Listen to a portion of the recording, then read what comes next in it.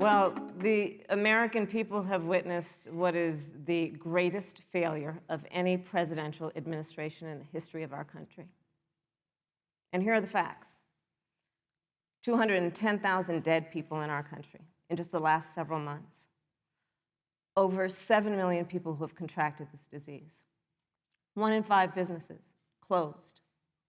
We're looking at frontline workers who have been treated like sacrificial workers.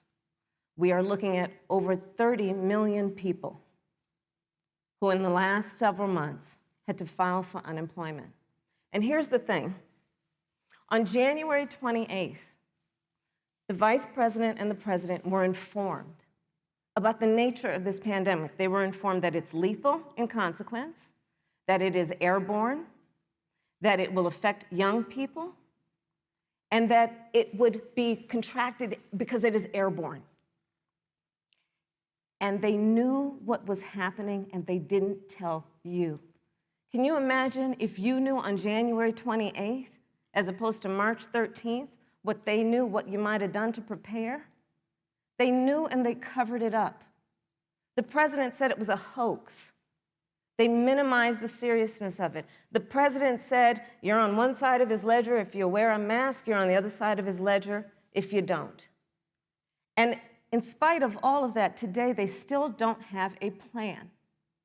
They still don't have a plan. Well, Joe Biden does. And our plan is about what we need to do around a national strategy for contact tracing, for testing, for administration of the vaccine, and making sure that it will be free for all. That is the plan that Joe Biden has and that I have, knowing that we have to get a hold of what has been going on, and we need to save our country. And Joe Biden is the best leader to do that, and frankly, this administration has forfeited their right to re-election based on this. Thank you, Senator. Whatever the Vice President is claiming the administration has done, clearly it hasn't worked. When you're looking at over 210,000 dead bodies in our country, American lives that have been lost, families that are grieving that loss. And you know, the Vice President is the head of the task force and knew on January 28th how serious this was. And then thanks to Bob Woodward, we learned that they knew about it. And then when that was exposed, the Vice President said, when asked, well, why didn't y'all tell anybody? He said, because the president wanted people to remain calm. Well, let's get no, but Susan, this is important. Susan, I want to add, but here. Mr. Vice President, I'm speaking. I have to I'm weigh speaking. Yeah, you can have 15 more seconds, and then we'll give the Vice President a chance to respond. So I want to ask the American people, how calm were you when you were panicked about where you're going to get your next roll of toilet paper? How calm were you when your kids were sent home from school and you didn't know when they could go back? How calm were you when your children couldn't see your parents because you were afraid they could kill them? Let's talk about respecting the American people. You respect the American people when you tell them the truth. You respect the American people when you have the courage to be a leader speaking of those things that you may not want people to hear, but they need to hear so they can protect themselves.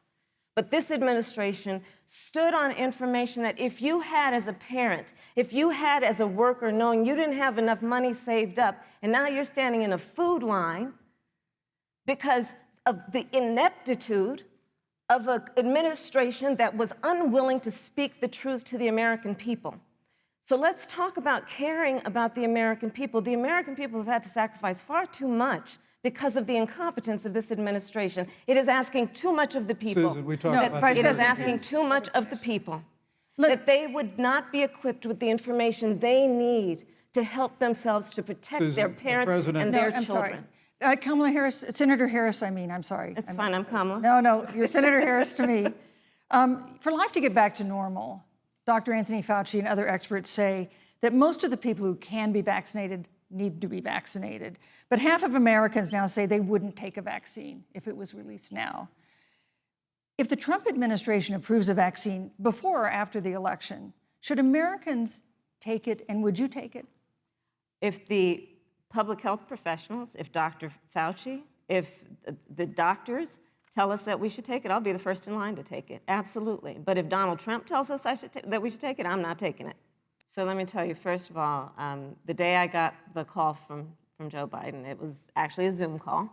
asking me to serve with him on this ticket was probably one of the most memorable days of my life. I thought about my mother, who came to the United States at the age of 19, gave birth to me at the age of 25 at Kaiser Hospital in Oakland, California.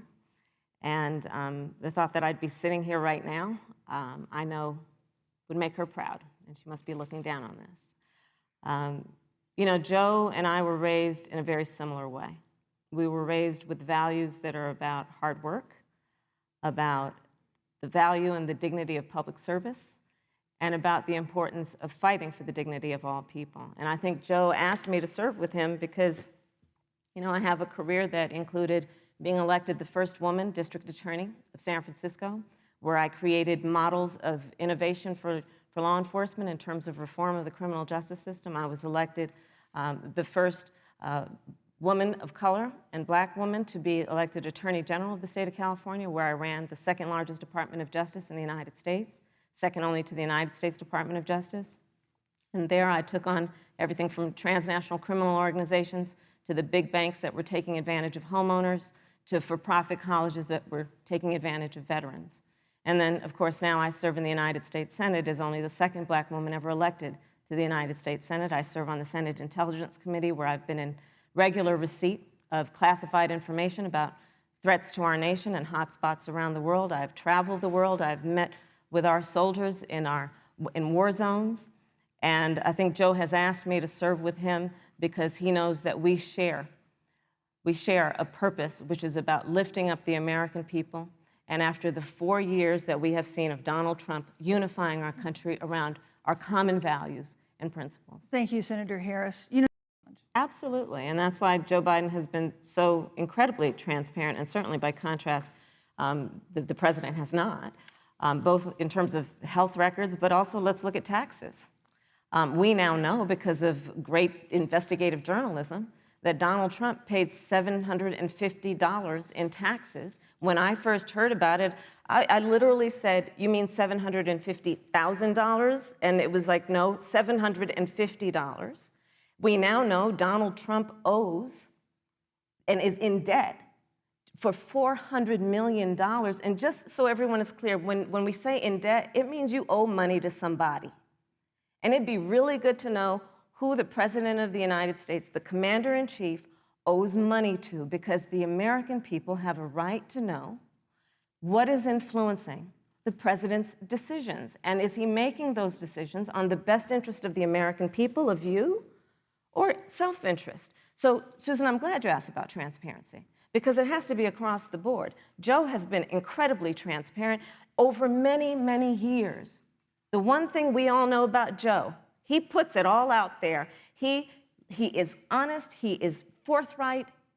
But Donald Trump, on the other hand, has been about covering up everything.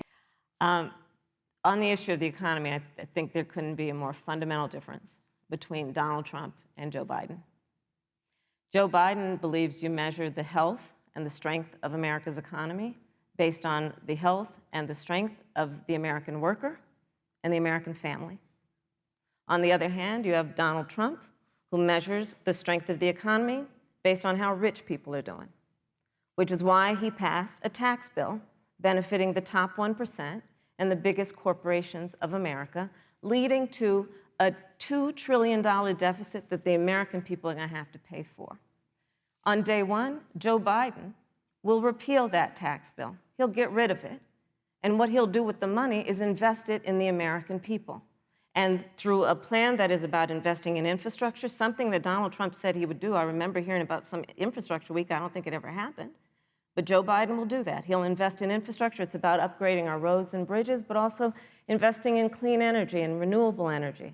Joe is going to invest that money in what we need to do around innovation. There was a time when our country believed in science and invested in research and development so that we were an innovation leader on the globe. Joe Biden will use that money to invest in education. So, for example, for folks who want to go to a 2-year community college, it will be free. If you come from a family that makes less than $125,000, you'll go to a public university for free. And across the board, we'll make sure that if you have student loan debt, it's cut by $10,000. That's how Joe Biden thinks about the economy, which is it's about investing in the people of our country as opposed to passing a tax bill, which had the benefit of letting American corporations go offshore to do their business. Well, I mean, I thought we saw enough of it in last week's debate, but I think this is supposed to be a debate based on fact and truth. And the truth and the fact is Joe Biden has been very clear. He will not raise taxes on anybody who makes less than $400,000 a year. He said he's going to repeal the Trump tax cuts. Mr. Vice President, I'm speaking. Well, wait. I'm speaking. It'd be important if you said the truth. Joe Biden said twice in the debate last week that he's going to repeal the Trump tax cuts. That was tax cuts that gave the average working family $2,000 in a tax break every single year. Senator, that is that's the math. absolutely not true. That Is he only going to repeal part of the Trump tax cuts? If you don't mind letting me finish, we can then have a conversation, okay? Please. Okay. Joe Biden will not raise taxes on anyone who makes less than $400,000 a year. He has been very clear about that. Joe Biden will not end fracking. He has been very clear about that. Joe Biden is the one who, during the Great Recession, was responsible for the Recovery Act that brought America back. And now the Trump-Pence administration wants to take credit when they rode the coattails of Joe Biden's success for the economy that they had at the beginning of their term. Of course, now the economy is a complete disaster. But Joe Biden, on the one hand, did that. On the other hand, you have Donald Trump, who has reigned over a recession that is being compared to the Great Depression. On the one hand, you have Joe Biden, who was responsible with President Barack Obama for the Affordable Care Act, which brought health care to over 20 million Americans and protected people with pre-existing conditions. And what it also did is it saved those families who otherwise were going bankrupt because of hospital bills they could not afford. On the other hand, you have Donald Trump, who's in court right now, trying to get rid of the Affordable Care Act, which means that you will lose protections if you have pre-existing conditions. And this is very important, Susan. Yes, and it's but we need to give Vice President. He interrupted me, and I'd like to just finish, please. If you have a pre-existing condition, heart disease, diabetes, breast cancer, they're coming for you. If you love someone who has a pre-existing condition, they're coming for you. If you are under the age of 26 on your parents' coverage, they're coming for you. Senator Harris, thank you. First of all, I will repeat, and the American people know, that Joe Biden will not ban fracking. That is a fact. That is a fact. I will repeat that Joe Biden has been very clear that he thinks about growing jobs, which is why he will not increase taxes for anyone who makes less than $400,000 a year. Joe Biden's economic plan, Moody's, which is a reputable Wall Street firm, has said will create 7 million more jobs than Donald Trump's. And part of those jobs that will be created by Joe Biden are going to be about clean energy and renewable energy. Because you see, Joe understands that the west coast of our country is burning, including my home state of California. Joe sees what is happening on the Gulf states, which are being battered by storms. Joe has seen and talked with the farmers in Iowa, whose entire crops have been destroyed because of floods. And so Joe believes, again, in science. I'll tell you something, Susan. I served, when I first got to the Senate, on the committee that's responsible for the environment. Do you know this administration took the word science off the website and then took the phrase climate change off the website? We have seen a pattern with this administration, which is they don't believe in science. And Joe's plan is about saying we're going to deal with it, but we're also going to create jobs. Donald Trump, when asked about the wildfires in California, and the question was, the science is telling us this, you know what Donald Trump said? Science doesn't know. So let's talk about who is prepared to lead our country over the course of the next 4 years on what is an existential threat to us as human beings. Joe is about saying we're going to invest that in renewable energy. It's going to be about the creation of millions of jobs. We will achieve net zero emissions by 2050, carbon neutral by 2035. Joe has a plan This has been a lot of talk from the Trump administration, and really it has been to go backward instead of forward. We will also re-enter the climate agreement with pride. On the issue of jobs, Senator Harris. let's talk about that. The vice president earlier referred to, as part of what he thinks is an accomplishment, the president's trade war with China. You lost that trade war. You lost it. What ended up happening is because of a so-called trade war with China, America lost 300,000 manufacturing jobs. Farmers have experienced bankruptcy because of it. We are in a manufacturing recession because of it. And when we look at where this administration has been, there are estimates that by the end of the term of this administration, they will have lost more jobs than almost any other presidential administration. And the American people know what I'm talking about. You know, I think about 20-year-olds. You know, we have a 20-year-old, a 20-something-year-old, who are coming out of high school and college right now, and you're wondering, is there going to be a job there for me? We're looking at people who are trying to figure out how they're going to pay rent by the end of the month. Almost half of American renters are worried about whether they're going to be able to pay rent by the end of the month. This is where the economy is in America right now, and it is because of the catastrophe and the failure of leadership of this administration. Thank you. Susan, the Trump administration's perspective and approach to China has resulted in the loss of American lives, American jobs, and America's standing. There's a weird obsession that President Trump has had with getting rid of whatever accomplishment was achieved by President Obama and Vice President Biden. For example, they created within the White House an office that basically was responsible for monitoring pandemics. They got rid of it. Not true. There was a team of disease experts that President Obama and Vice President Biden dispatched to China to monitor what is now predictable and what might happen. They pulled them out. We now are looking at 210,000 Americans who have lost their lives. Let's look at the job situation. We mentioned before the trade deal, the trade war, they wanted to call it, with China. It resulted in the loss of over 300 manufacturing jobs and a manufacturing recession, and the American consumer paying thousands of dollars more for goods because of that failed war that they called it. Then let's talk about standing. Pew, a reputable research firm, has done an analysis that shows that leaders of all of our formerly allied countries have now decided that they hold in greater esteem and respect Xi Jinping, the head of the Chinese Communist Party, than they do Donald Trump, the President of the United States, the Commander-in-Chief of the United States. This is where we are today because of a failure of leadership by this administration.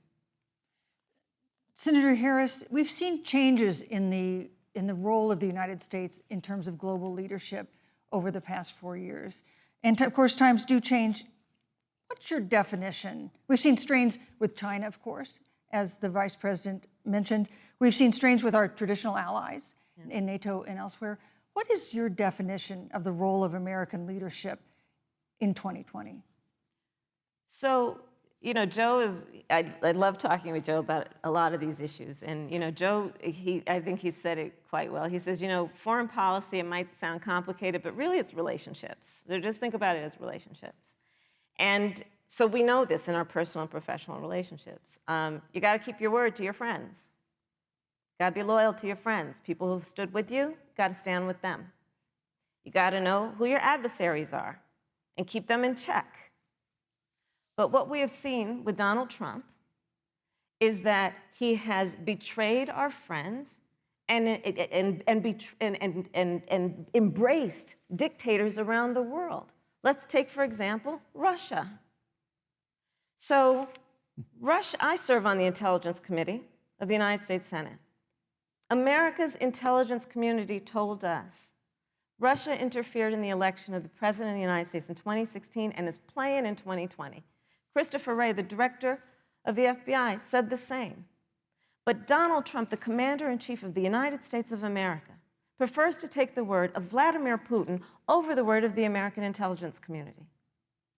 You look at our friends at NATO. He has walked away from agreements. You can look at the Iran nuclear deal, which now has put us in a position where we are less safe because they are building up what might end up being a significant nuclear arsenal. We were in that deal, guys. We were in the Iran nuclear deal with friends, with allies around the country. And because of Donald Trump's unilateral approach to foreign policy, coupled with his isolationism, he pulled us out and has made America less safe. So, Susan, it's about relationships. And the thing that has always been part of the strength of our nation, in addition to our great military, has been that we keep our word. But Donald Trump doesn't understand that because he doesn't understand what it means to be honest. I'd like to give Senator Harris a chance to respond, but not at such great length because, of course, there are other topics we want to talk about. But I would like equal time. Yes. Thank you. Please go ahead. First of all, to the Mueller family, I know about your daughter's case, and I'm so sorry. I'm so sorry. What happened to her is awful, and it should have never happened. And I know Joe feels the same way. And I know that President Obama feels the same way. But you mentioned Soleimani. Let's start there. So after the strike on Soleimani, there was a counter strike on our troops in Iraq. And they suffered serious brain injuries. And do you know what Donald Trump dismissed them as? Headaches. And this is about a pattern of Donald Trump's, where he has referred to our men who are serving in our military as suckers and losers. Donald Trump, who went to Arlington Cemetery and stood above the graves of our fallen heroes and said, what's in it for them? Because, of course, he only thinks about what's in it for him. Let's take what he said about John McCain, a great American hero. And Donald Trump says he doesn't deserve to be called a hero because he was a prisoner of war.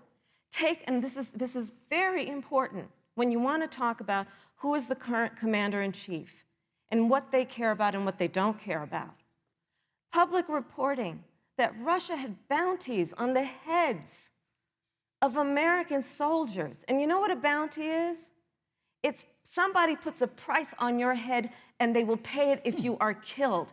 And Donald Trump had talked at least 6 times to Vladimir Putin and never brought up the subject. Joe Biden would never do that. Thank you. Joe Biden would, but Joe Biden would hold Russia to account for any threat to our nation's security or to our troops who are sacrificing their lives for the sake of our democracy and our safety. Thank you. Thank you, Susan. First of all, Joe Biden and I are both people of faith, and it's insulting to suggest that we would knock anyone for their faith. And in fact, Joe, if elected, will be only the second practicing Catholic as President of the United States. On the issue of this nomination, Joe and I are very clear, as are the majority of the American people. We are 27 days before the decision about who will be the next president of the United States. And, before, when this conversation has come up, it's been about election year or election time. We're literally in an election. Over 4 million people have voted. People are in the process of voting right now. And so Joe has been very clear, as the American people are. Let the American people fill that seat in the White House, and then we'll fill that seat on the United States Supreme Court. And to your point, Susan, the issues before us couldn't be more serious. There's the issue of choice, and I will always fight for a woman's right to make a decision about her own body. It should be her decision and not that of Donald Trump and the Vice President, Michael Pence. But let's also look at what else is before the court. It's the Affordable Care Act. literally in the midst of a public health pandemic, when over 210,000 people have died and 7 million people probably have what will be in the future considered a pre-existing condition because you contracted the virus. Donald Trump is in court right now trying to get rid of the Affordable Care Act. And I said it before, and it bears repeating. This means that there will be no more protections if they win for people with pre-existing conditions. This means that over 20 million people will lose your coverage. It means that if you're under the age of 26, you can't stay on your parents' coverage anymore. And here's the thing. The contrast couldn't be more clear. They're trying to get rid of the Affordable Care Act. Joe Biden is saying, let's expand coverage. Let's give you a choice of a public option or private coverage. Let's bring down premiums. Thank you, Senator Let's Harris. lower Medicare eligibility to 60. Thank you, Senator That's true Harris. leadership. I'm so glad we went through a little history lesson. Let's do that a little more. In 1864... Well, I'd like you to answer the question. Mr. Yes, Vice President, I'm please, speaking. for a I'm chance. speaking. Okay.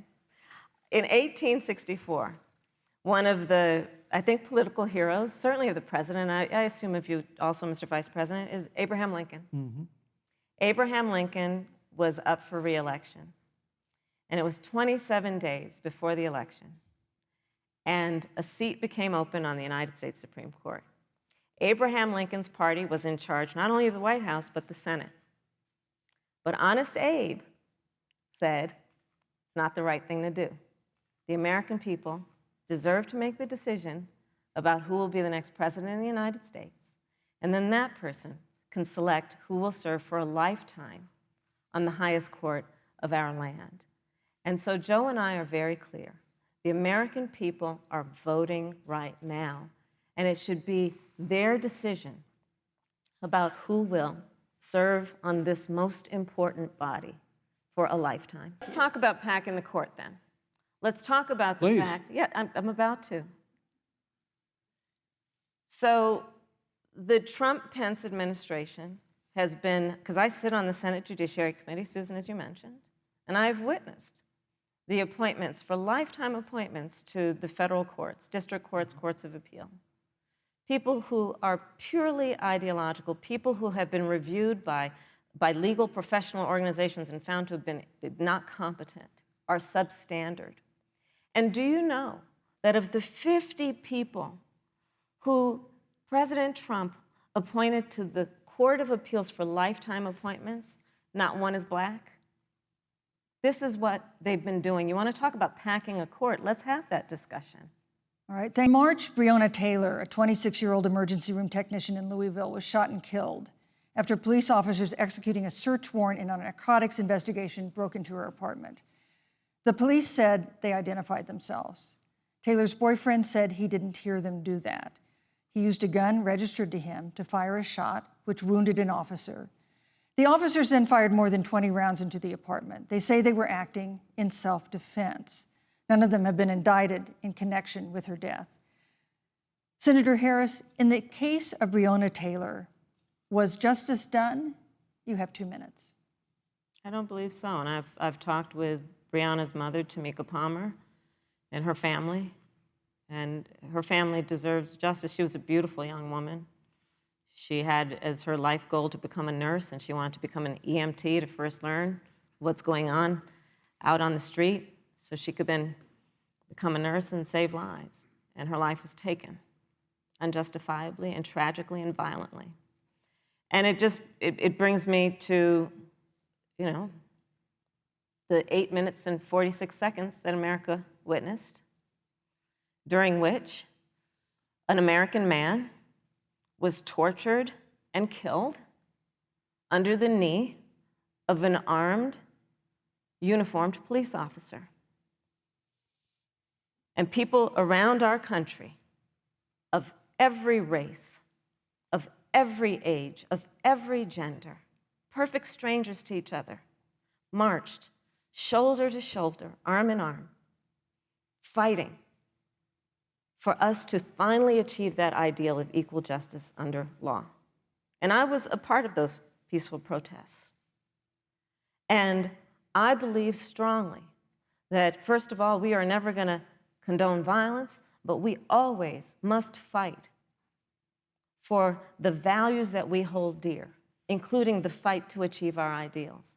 And that's why Joe Biden and I have said on this subject, look, and I'm a former career prosecutor. I know what I'm talking about. Bad cops are bad for good cops. We need reform of our policing in America and our criminal justice system, which is why Joe and I will immediately ban chokeholds and carotid holds. George Floyd would be alive today if we did that. We will require a national registry for police officers who break the law. We will, on the issue of criminal justice reform, get rid of private prisons and cash bail, and we will decriminalize marijuana, and we will expunge the records of those who have been convicted of marijuana. This is a time for leadership on a tragic issue of unarmed Black people in America who have been killed. Senator Harris. I will not sit here and be lectured by the Vice President on what it means to enforce the laws of our country. I am the only one on this stage who has personally prosecuted everything from child sexual assault to homicide. I'm the only one on this stage who has prosecuted the big banks for taking advantage of America's homeowners. I'm the only one on this stage who prosecuted for-profit colleges for taking advantage of our veterans. And the reality of this is that we are talking about an election in 27 days, where last week the President of the United States took a debate stage in front of 70 million Americans and refused to condemn white supremacists. Not true. And not true. It wasn't like he didn't have a chance. He didn't do it, and then he doubled down. And then he said, when pressed, stand back, stand by. And this is a part of a pattern of Donald Trump's. He called Mexicans rapists and criminals. He instituted as his first act a Muslim ban. He, on the issue of Charlottesville, where people were peacefully protesting the need for racial justice, where a young woman was killed, and on the other side there were neo-Nazis carrying tiki torches, shouting racial epithets, anti-Semitic slurs. And Donald Trump, when asked about it, said there were fine people on both sides. This is who we have as the President of the United States. And America, you deserve better. Joe Biden will be a president who brings our country together. Senator Harris, and recognizes the beauty in our diversity and the fact that we all have so much more in common than what separates us. First of all, having served as the Attorney General of the state of California, the work that I did is a model of what our nation needs to do, and we will be able to do under a Joe Biden presidency. Our agenda includes what this administration has failed to do. It will be about not only instituting a ban on chokeholds and carotid holds. Thank you. Thank you, Senator Harris. I would like to go through. These are points that you made earlier in the hour, and I want to talk about the election itself before we have to. But I want to talk about the connection between what Joe and I will do and my record, which includes I was the first statewide officer to institute a requirement that my agents would wear body cameras and keep them on full time. We were the first to initiate a requirement that there would be a training for law enforcement on implicit bias, because yes, Joe Biden and I recognize that implicit bias does exist, Mr. Vice President, contrary to what you may believe. We did the work of instituting reforms that were about investing in reentry. This is the work that we have done and the work we will do going forward. And again, I will not be lectured by the Vice President on our record of what we have done in terms of law enforcement and keeping our communities safe and a commitment to reforming the criminal justice system of America. So I'll tell you, Joe and I are, I think, particularly proud of the coalition that we've built around our campaign. We probably have one of the broadest coalitions of folks that you've ever seen in a presidential race. Of course, we have the support of Democrats, but also independents and Republicans. In fact, 7 members of President George W. Bush's cabinet are supporting our ticket. We have the support of Colin Powell, Cindy McCain, John Kasich, over 500 generals, retired generals, and former national security experts and advisors are supporting our campaign. And I believe they are doing that because they know that Joe Biden has a deep, deep-seated commitment to fight for our democracy and to fight for the integrity of our democracy and to bring integrity back to the White House. And so we believe in the American people. We believe in our democracy. And here's what I'd like to say to everybody. Vote. Please vote. Vote early. Come up with a plan to vote. Go to iwillvote.com. You can also go to joebiden.com. We have it within our power in these next 27 days to make the decision about what will be the course of our country for the next 4 years. And it is within our power, and if we use our vote and we use our voice, we will win. And we will not let anyone subvert our democracy with what Donald Trump has been doing, as he did on the debate stage last week, when again in front of 70 million people, he openly attempted to suppress the vote. Joe Biden, on the other hand, on that same debate stage, because clearly Donald Trump doesn't think he can run on a record because it's a failed record, Joe Biden on that stage said, hey, just please vote. So I'll repeat what Joe said. Please vote. Thank you. First of all, I love hearing from our young leaders. And when I hear her words, when I hear your words, Brecklin, I know our future is bright because it is that perspective on who we are and who we should be. That is a sign of leadership and is something we should all aspire to be. And that, that brings me to Joe. Joe Biden, one of the reasons that Joe decided to run for president is after Charlottesville, which we talked about earlier. It so troubled him and upset him like it did all of us, that there was that kind of hate and division. What propelled Joe to run for president was to see that over the course of the last 4 years, what Brecklin described has been happening. Joe has a long-standing reputation of working across the aisle and working in a bipartisan way. And that's what he's going to do as president. Joe Biden has a history of lifting people up and fighting for their dignity. You have to know Joe's story to know that Joe has known pain, he has known suffering, and he has known love. And so, Brecklin, when you think about the future, I do believe the future is bright. And it will be because of your leadership, and it will be because we fight for each person's voice through their vote, and we get engaged in this election because you have the ability through your work and through eventually your vote you, to determine the future of our country and what its leadership looks like.